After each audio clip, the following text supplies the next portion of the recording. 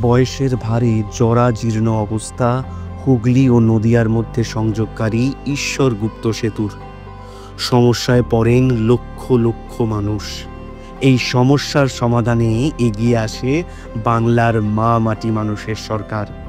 মুখ্যমন্ত্রী মমতা বন্দ্যোপাধ্যায়ের ঐকান্তিক প্রয়াসে পুরনো ঈশ্বরগুপ্ত সেতুর পাশে নতুন সেতু তৈরি করার কাজ চলছে।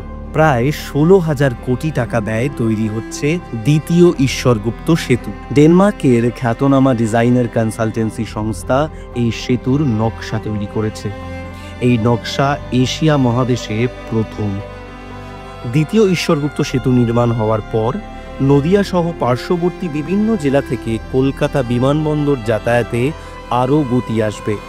অনুমান করা হচ্ছে 2026 সালের মধ্যেই শেষ হবে এই সেতু নির্মাণের কাজ।